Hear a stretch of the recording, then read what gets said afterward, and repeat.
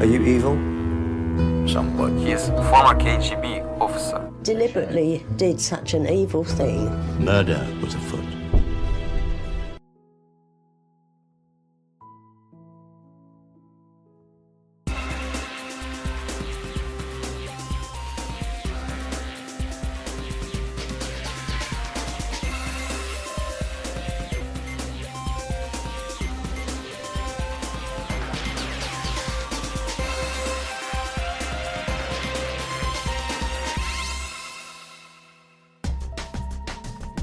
Conmen, the most devious of all criminals. Charming, cool and calculating, they betray trust and devastate lives, yet remain a complete enigma. We are about to explore the mysterious world of these master criminals, giving an unprecedented insight into the workings of the complex minds of some of the world's most cunning con men and women. We will reveal the detail and the intricacies of their elaborate crimes and uncover how they were dramatically brought to justice. In this show, the con man who convinced his community that he was a high-flying barrister. The reality was that the only time that Stephen Klenczar had been in a courtroom was actually as the defendant. However, by posing as a legal eagle in a tight-knit community, Stephen Klenczar's act made him over an estimated £500,000. Stephen Klenczar was living the life of a Premiership football player, but he was doing it at the expense of other people's life savings. I was conned by someone who I trusted so much, who I put a lot of faith and respect into. But while Klenczar devastated the lives of the people who thought that he was their friend and neighbour, one man set about bringing the con man to justice.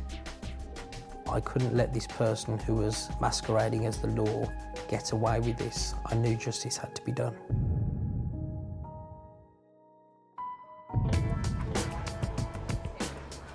In March 2007, after a long day at work, a young woman caught the train home from Birmingham. Aboard the train was also a suave and smart gentleman. The couple struck up what seemed to be an innocent conversation. The woman discovered that the man in his 30s was in fact Stephen Klenczar, and he was a barrister. He was very sharply dressed, very expensive suits, nice haircut, very credible. She was attracted to him. He was charming, funny and successful. And most single girls would be flattered and intrigued, wouldn't they, by a well-to-do barrister who approaches them on the train, because that does have a certain romance to it, and we girls, well, we're suckers for romance. The only problem was that Stephen Klenczar was lying. He was in reality a seasoned con man. The persona of the charming and successful barrister was utter fiction. Stephen Klenczar has very few, if any, qualifications at all.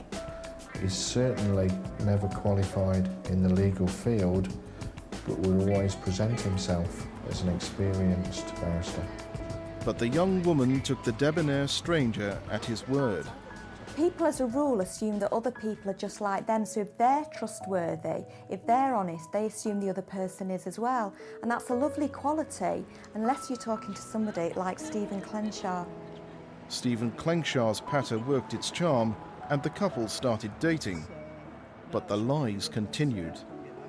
He not only told this young lady that he was a barrister working with the BBC, but he also explained to her that he had connections to government security services. He sold himself to her as this James Bond type lawyer.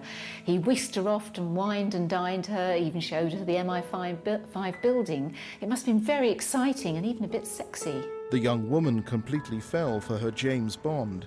She utterly believed Stephen Klenczar's bogus barrister con, and in October 2007, after a whirlwind romance, the couple moved into a house in Sutton Coldfield in the Midlands. She helped him choose a 5-bedroomed rented detached house that he paid £7,000 in cash in advance for a 6-month lease. Typically, the neighbourhood, there were doctors, professionals, people from the banking fraternity. One neighbour was a jeweller, property developers, people of, long-established professional industries. Stephen Klenczar was stalking his way into an affluent and exclusive area of Sutton Coldfield, a potentially rich hunting ground for a con man. But his success or failure rested on his transition into the new community.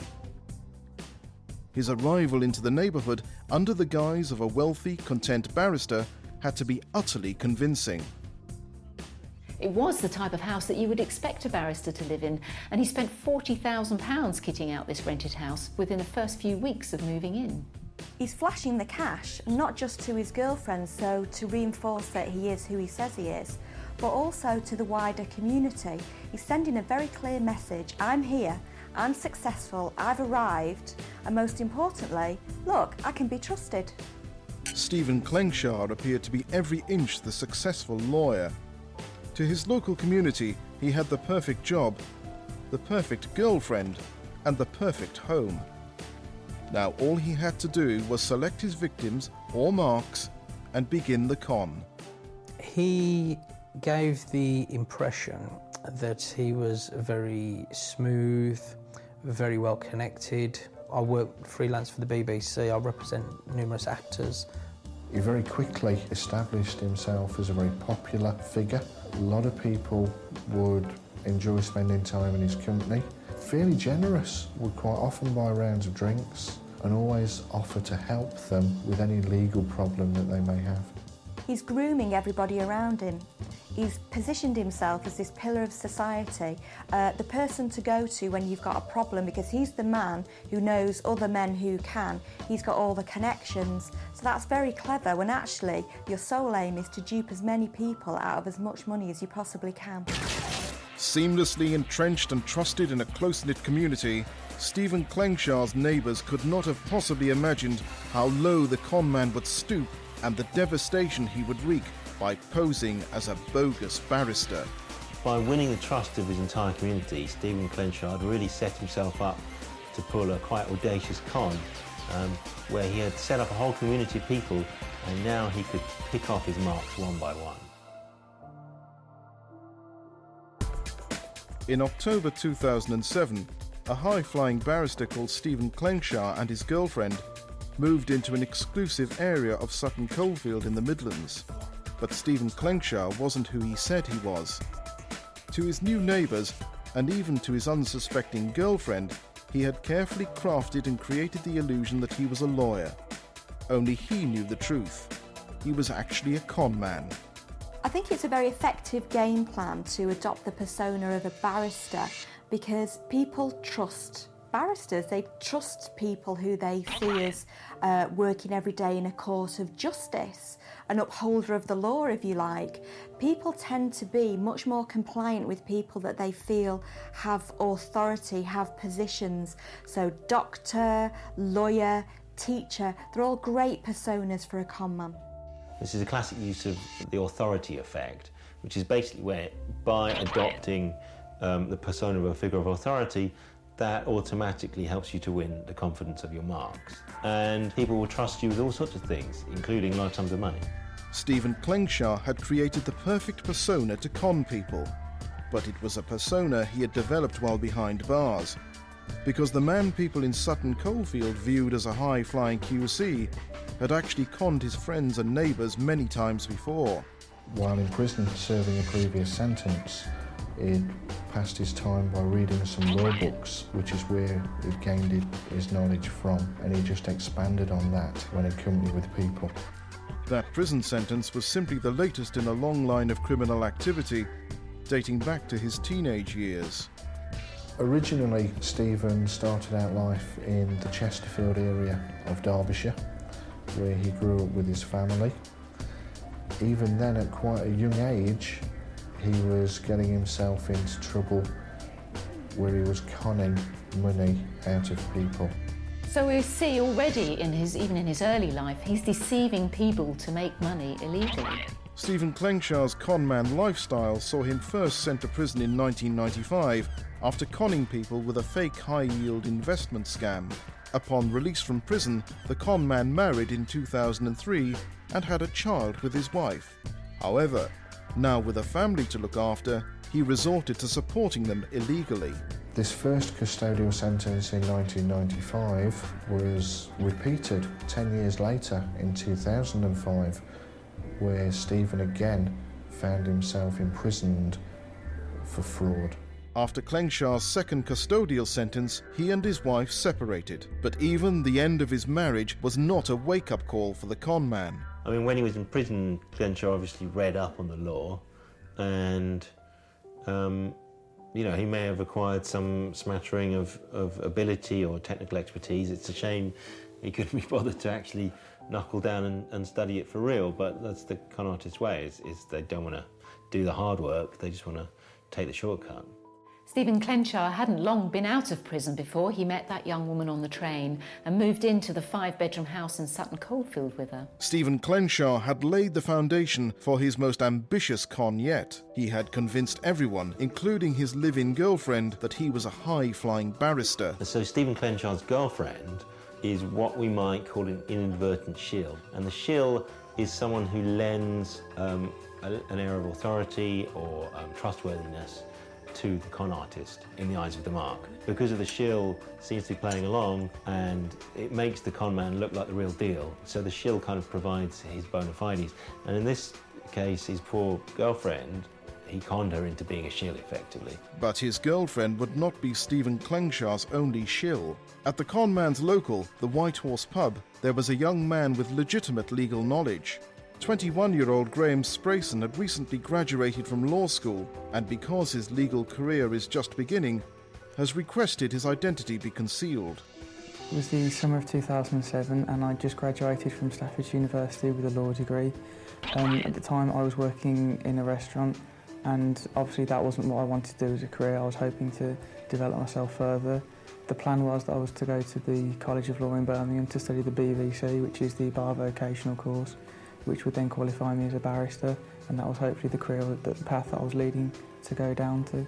And one afternoon, Stephen Klenczar, bogus barrister at law, stopped in at the pub after an apparently busy day representing clients. And he came in one afternoon, must have been about 3 or 4 o'clock, and he was very well dressed in a very smart suit. He looked professional, he sort of had an aura of authority about him. He told me that he was a barrister, and of course, having the aspirations to go and do what said he was doing at the time, that was what I wanted to do, and I got talking to him, and we sort of developed a bond from that as such. And the seemingly successful barrister took the student under his wing. He sort of rewrote my CV for me to give it a bit more of a professional look. What he said was more of a legal professionality about it, to make it stand out in the field that I was hoping to go into. He said he had been in my position before and he knew what I was going through, and we took a friendship from there almost. In Graham Sprayson, Stephen Klenczar had met someone who could unwittingly help take his con to the next level and begin to dupe his community out of their hard-earned cash. He told people that he thought it was about time he set up his own law firm, so he decided to temporarily set up one at home, Anderson, Fairbanks & Co. The 5-bedroomed detached house on the outskirts of Sutton Coldfield that he'd rented for cash, he actually converted the garage of that property into an office. The bogus barrister had been grooming Graham Sprayson as an inadvertent shill, someone who could make his con even more plausible. Klenczar launched Anderson Fairbanks & Co. in January 2008, and with his bogus law firm up and running, he approached Graham with a seemingly generous offer for a recent graduate. He gave me a couple of weeks' work experience, which I did, which I took off a holiday from the pub, and I worked there, and he said he was impressed with me and would I like to be involved. And of course at that point I sort of bit his hand off, because that was almost too good to be true, unfortunately, and that's sort of where my career started with him. That's really, really good. Yeah. Top man. Cheers. Brilliant. At this point, Graham Sprayson had no inkling that he was working for a criminal and a con man. He truly believed the man who hired him was a high-flying barrister, and his legal career was off to the start he always dreamed of. His knowledge was plausible, and he would often quote statutes and sections off the top of his head. There was no need for me to doubt him, because he never gave me any false information to go by. If we're offered a big break and it's something that we're really revved up for, we're really enthusiastic about, then obviously we're not going to stop and look to see whether there's any danger signs. It's very sad, but unfortunately sometimes if something is too good to be true, then it is. Not only had Stephen employed a law graduate to do research for him, he'd also employed another acquaintance from the public house to be his office manager. Both of these people he would pay around £1,200 a month. Graham and his colleague started full-time work for Klenczar in February 2008 and had no idea their wages would come out of the pockets of people the conman would deceive by illegitimately posing as a bogus barrister. He was charging for work which was ultimately useless because it had no legal worth whatsoever. I worked on wills and divorce proceedings. I produced the documents that Steve could then fill in, because obviously I didn't have the authority in my job title to go ahead and do what Steve was doing.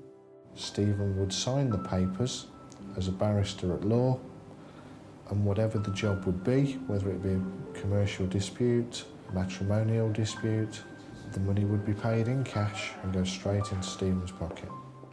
Klenczar would sign the documents barrister at law, and by doing that he made those legal documents invalid. Stephen Klenczar was making money with his barrister con, but he was very careful about how and when he would dupe his victims.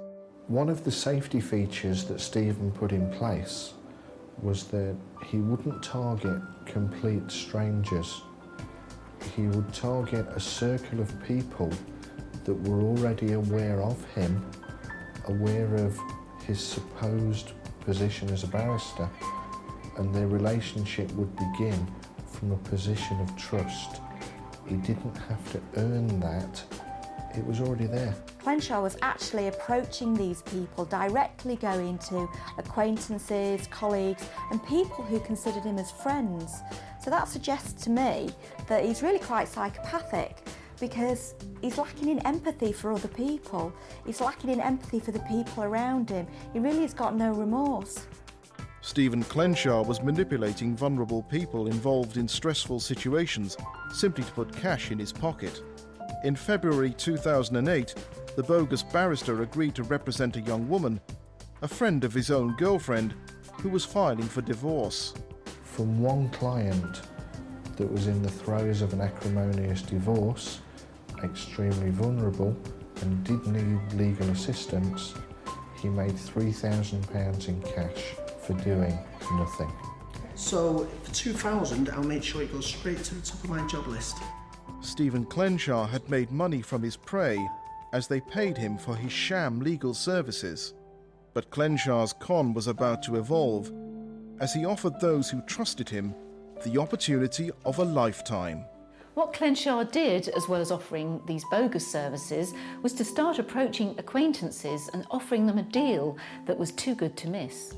If you meet a charming and successful barrister at a soiree and the conversation just happens to turn around to this investment deal of a lifetime, then why wouldn't you be tempted? Because after all, look at where he is. You know that he did that lady's will. You know that he's here in this big house wearing all of the designer clobber. He's very successfully infiltrated a particular social network, and once he's in there, he's going to wreak havoc.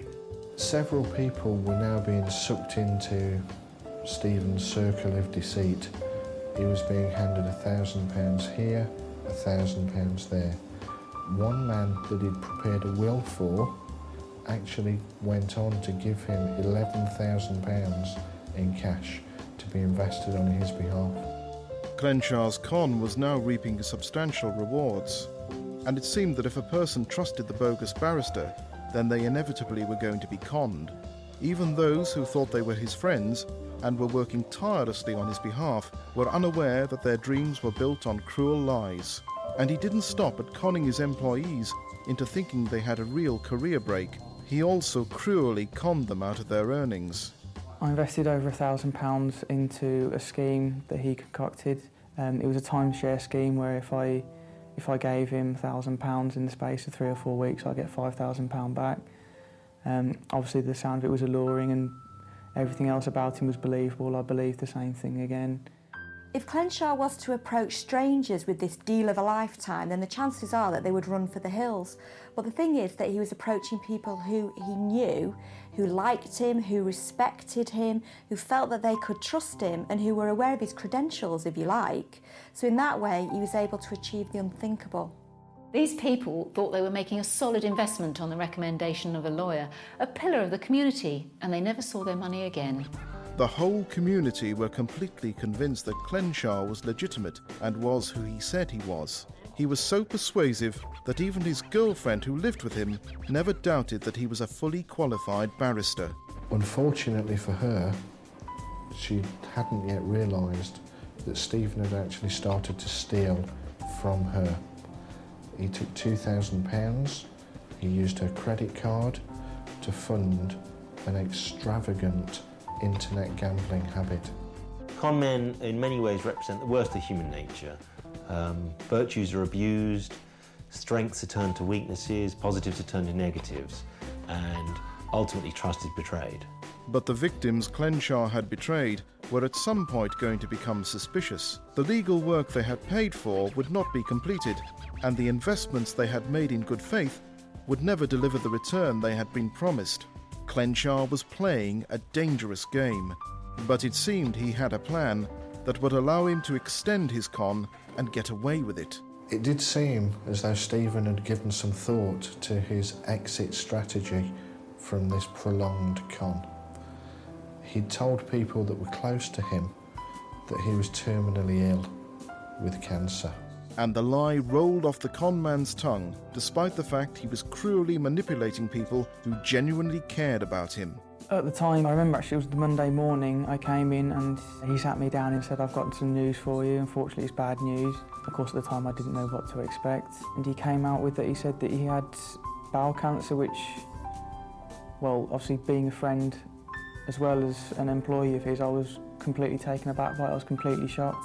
Klenczar was cruelly using the pretense of cancer to stop friends and neighbours chasing up their investments, and the heartless smokescreen worked perfectly. Naturally, I felt awkward with regards to the money. Obviously, I was promised a return on the money, which never came, but morally, how can you ask a dying man, or what you believe is a dying man, for your money back? It seemed Stephen Klenczar was willing to sink to any depths in order to con and dupe clients, friends and colleagues out of their money. But when he turned his attention to his next-door neighbour, his elaborate con began to unravel.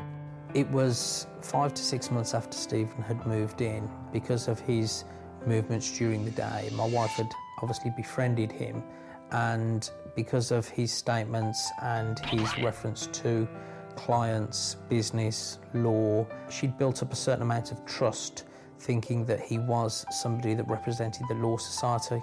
And the neighbours seemed to really hit it off. My wife's first impression, as I understand, was that he was very chatty, very friendly. It can be a long day when you're a mother at home with young children and nothing but school runs, and sometimes a little bit of pleasant conversation with somebody is just that, a breath of fresh air. Utterly charmed by Stephen Klenczar and his barrister persona, Mrs. Clive did not hesitate in hiring his services when her elderly aunts needed legal assistance in February 2008. They are in their late 80s, all live together. Something they'd requested my wife to do was to seek a solicitor to get a will drafted for them.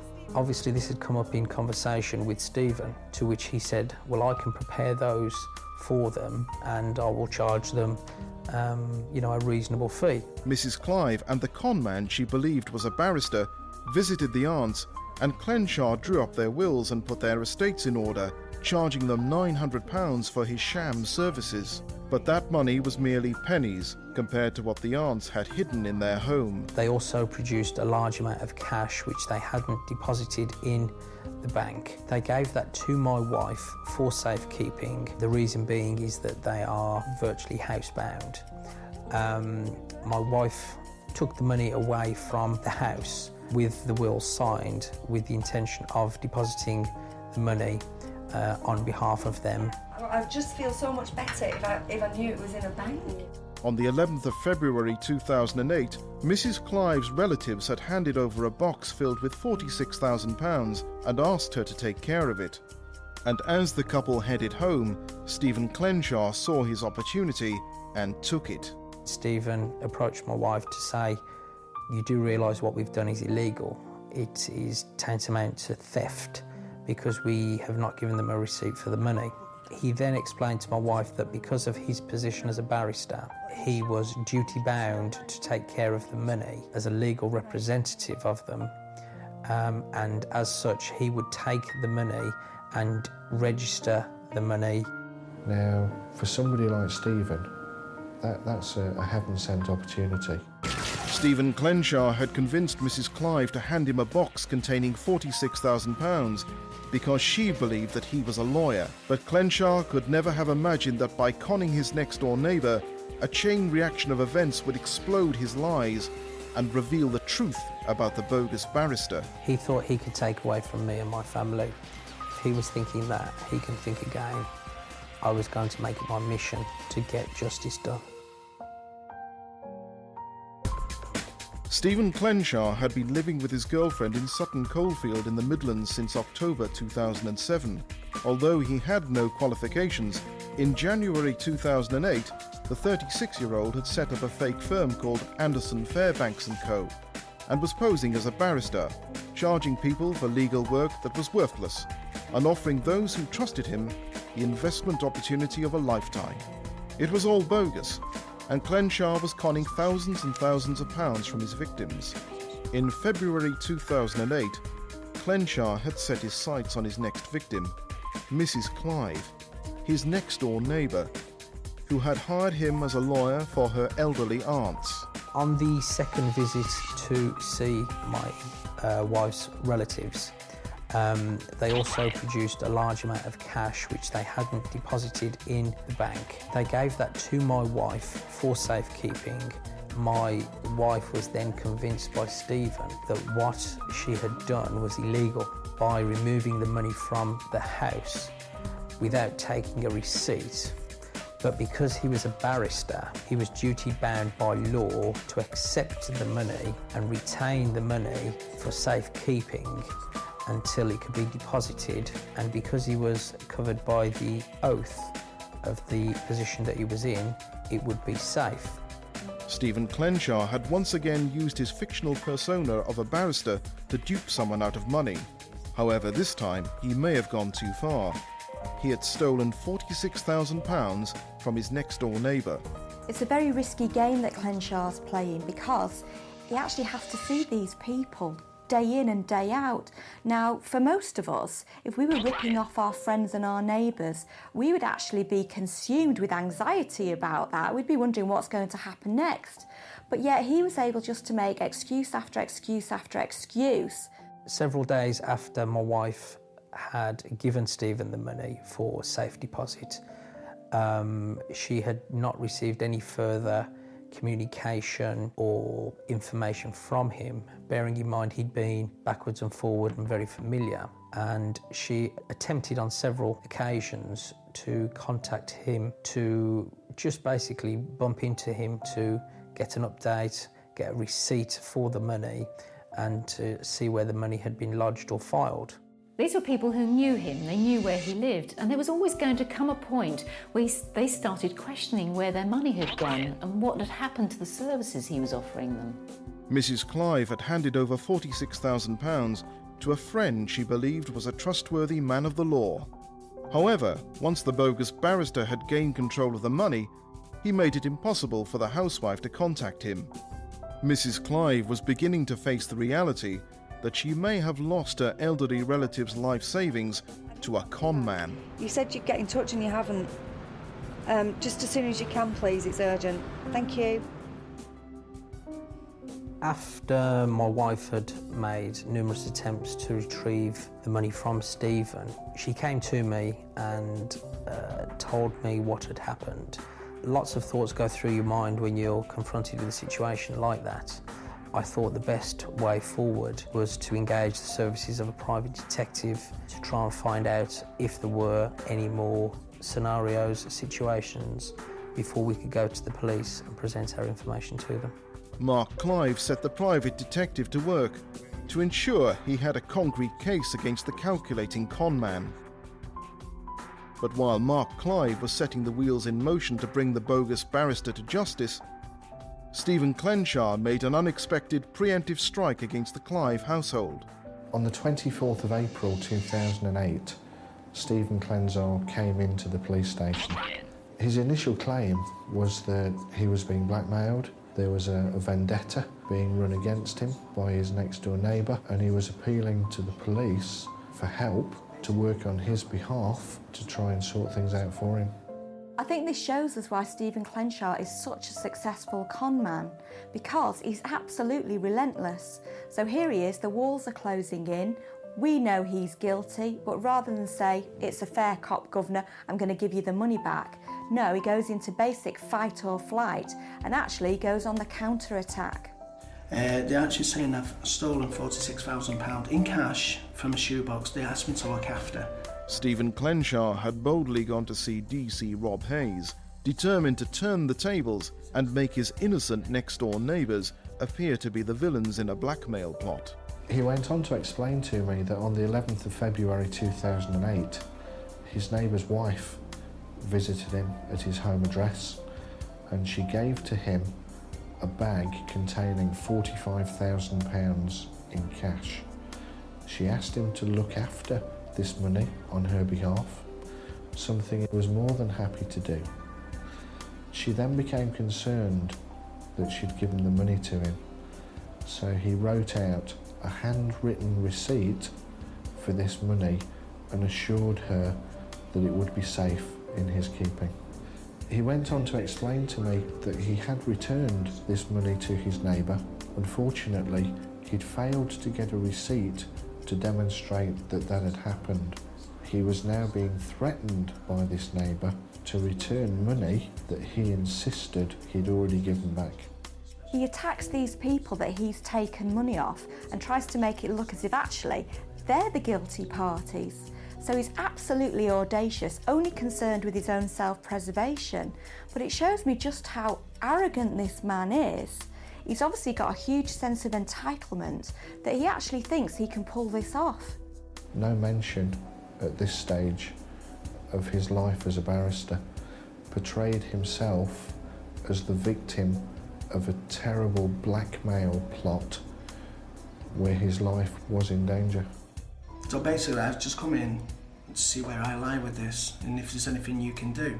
But Klenczar's devious bid to twist the truth and frame his neighbours did not fully convince DC Rob Hayes. Throughout this entire meeting, Stephen was very pleasant, he was very articulate, he was very persuasive, he appeared to be very genuine, but there was something that wasn't quite right. I wasn't happy. Can't put my finger on why. I just wasn't happy that this was the truth.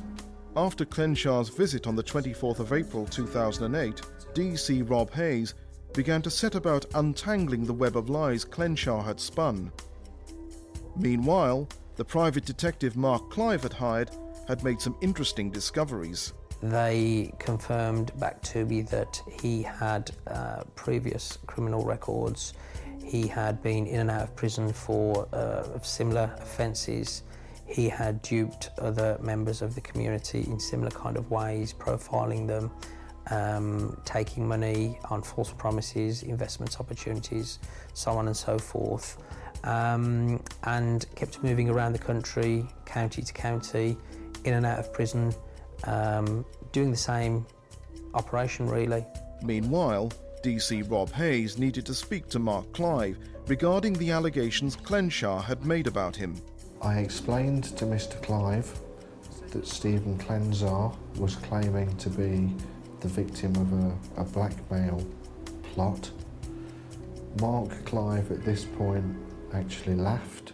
I was actually quite pleased because I was aware of what was the truth, and I thought it won't take the police very long to establish who had taken the money from who. I was also informed during that telephone call that Mark Clive had gone to the trouble and expense of hiring a private detective to look into the background and dealings of Stephen Klenczar. I'll make sure that my guy speaks with you. Can I have your name again? DC Rob Hayes met the private investigator on the 28th of April 2008. The private investigator was a goldmine of information. He was able to supply the names and the addresses of people that were associated with Klenczar that would become our second, third and fourth victims of cons run by Klenczar. And that list, provided by the private investigator, revealed a victim who had lost everything at the hands of the callous conman. Over a period of 14 months, Klenczar had actually duped this man out of £270,000. The victim was an old acquaintance of Klenczar and hadn't seen the conman for some time. A chance meeting at New Street Station re-established their relationship, and Stephen used that opportunity to explain what a wonderful investment opportunity he had. The old acquaintance had no idea he was dealing with a career conman and invested £100,000 in early 2007. But that was not enough for Klenczar. After the businessman's initial investment, Stephen Klenczar manipulated him into handing over obscene amounts of money. Klenczar cleverly uses a couple of classic con tricks. One of them is something called deadlining, which is where you pressure the mark into parting with money by telling him he's got to act now, time is running out, the investment window is closing, he's going to miss out on the opportunity. And then there's the hurrah, which is where you say to the mark, look, you've already invested X amount, but if you don't give me the extra money, we're going to lose everything, and it will be all your fault because you didn't want to invest that extra money. So don't let the money you've invested already go to waste. You've got to give me more money. Just wire it through to me. Whatever way, just get it to me ASAP or we'll lose the lot. And actually, the chap is probably panicking. He's probably handing out money left, right and centre because he doesn't want this deal to fall through, and he's getting deeper and deeper and deeper into debt, and he thinks that actually Klenczar is his chance to salvage the situation. And of course he's never going to salvage the situation because there is no deal and it's always going to fall flat. Stephen Klenczar had completely manipulated his victim into an impossible situation where he was totally at the mercy of the conman. Little did the investor know that he was ultimately putting £270,000 into Klenczar's pocket and enabling the conman to dupe other victims. The unfortunate victim that had provided Stephen with just over £250,000 had unknowingly and unwittingly funded Stephen's lifestyle and enabled him to develop this persona as a barrister and to carry on more cons. The repercussions for this investor, they were absolutely catastrophic. He lost his house, he lost his business, he had no idea that he was funding Klenczar's lifestyle. The victim, who lost £250,000 at the hands of Klenczar, may have been the biggest loser, but he was not alone. The work of the private investigator that Mark Clive hired suggested that there were a long list of people who had been cruelly duped, including Klenczar's employees and even his girlfriend. One by one, the police brought them in to be questioned about Stephen Klenczar. There was a mixed reaction from the victims. Some of them were absolutely amazed that what they'd been told wasn't true. They were completely taken in by this persona of Klenczar as a barrister. I went down to the police station with my mum in Sutton Coldfield and I realised that, wow, what on earth has been going on? What have I been duped into? What have I been led astray with, really? And the way I felt when I was given the work experience when I started for him, I felt so confident in myself. I felt, right, I've landed on my feet, I'm going places now. For all 4 months later to be knocked back off my perch and feel 2 feet tall and feel almost completely useless, knowing what you've done for the past 3 months renders completely null and void. I may as well have just sat on my backside and done nothing during that whole time. Stephen Klenczar even conned the woman who shared his home. The young lady that he was living with, when she became fully aware of the entire picture, was devastated in the unknowing role that she'd played in recommending him to her friends, where he'd conducted spurious legal work on their behalf and charged them vast amounts of money for the privilege. Devastated that she had been living a lie, Klenczar's girlfriend immediately ended the relationship as soon as she discovered who the man she lived with really was. Like a house of cards, the lies that Klenczar had built his con with were beginning to fall away and crash around him. But even with the police circling, Stephen Klenczar could still make money out of any situation. When arrested, with a smile on his face, he looked me in the eye and said, "Well, I've just won £200. I bet somebody that you were going to arrest me today." Over a period of 14 months, conman Stephen Klenczar had duped a cross-section of people in the Sutton coalfield area of the Midlands. He had convinced neighbours, friends, and even his ex-girlfriend and staff he hired at his firm that he was a high-flying barrister. He conned his community out of an estimated £300,000, but his complex con came crashing down when he attempted to swindle his next-door neighbour. Stephen Klenczar was arrested on the 29th of April 2008. When arrested, with a smile on his face, he looked me in the eye and said, "Well, I've just won £200. I bet somebody that you were going to arrest me today." He wasn't fazed, he was completely calm, an air of nonchalance about him, very relaxed. But a £200 bet was nothing compared to the small fortune the police discovered Klenczar had conned and spent over a 14-month period. Once he was in custody and we'd visited his house, we found plasma screen televisions, drum kits, games consoles, designer clothes strewn around 4 of the 5 bedrooms, still in their packaging. We believe in total Klenczar accumulated in the region of £470,000. In excess of £250,000 was frittered away on gambling sites and his extravagant lifestyle. But even though his crimes had been exposed, Stephen Klenczar would not own up to them. I interviewed Stephen 3 times between June and April in 2008. Throughout all of those interviews, he maintained he'd never told anybody that he was a barrister. He'd never signed any pieces of paper as a barrister at law or a QC. He did, however, accept that if people had formed the perception that he was a barrister, he didn't correct them. No matter how cornered he is, how bleak it is looking for Stephen Klenczar, still he just can't stop lying. So the victims are lining up to show that they've been duped, but he can't hold his hands up and say, "Look, I'm guilty." His need to lie is just pathological and relentless. Clearly, he wouldn't know the truth if it jumped up and bit him. It also transpired that the conman couldn't even spell the word barrister, let alone legally practice as one. He had signed some stuff barrister in law. Unfortunately, he'd spelt barrister wrong all the time. He couldn't spell barrister. He always missed out the second R. But no matter how Stephen Klenczar was spelling barrister, he would certainly need a real QC when he was placed on remand in 2008 awaiting trial. But even in prison, the conning continued. While on remand in prison awaiting trial, Klenczar actually told other inmates that he was an undercover journalist.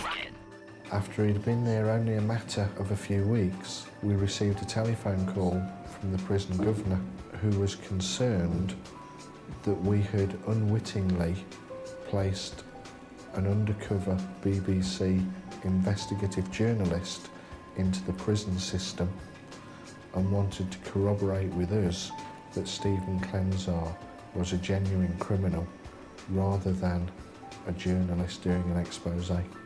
It's interesting that even when there's no obvious gain to lying, certainly no financial gain, he just can't stop himself. So to me, I think, well, does he have some sort of identity disorder? Or is it just that he really needs to be the centre of attention? In January 2009, Stephen Klenczar prepared to stand trial for his crimes. But it seemed he was determined to plead not guilty to the 12 charges of dishonesty. Throughout this investigation, and even after charge, Stephen was intent on pleading not guilty to all the charges put against him. I was as surprised as anybody else On the morning of the Crown Court trial, having had the opportunity to discuss his position with a real defence barrister, he must have come to realise the weight of evidence against him was simply overwhelming, and he had no choice other than to plead guilty. With Klenczar's 11th hour change of plea, he was sentenced to 5 years in prison on the 19th of January 2009, after he callously duped almost £500,000 from his prey. When Stephen was eventually sentenced at Crown Court to 5 years, I felt somewhat pleased for my wife. I just felt pleased that she could have some sort of closure on the fact that the crime had been committed, justice had been done, society had put him in his rightful place, and he will go away for a long period of time. I would like to think he had some remorse.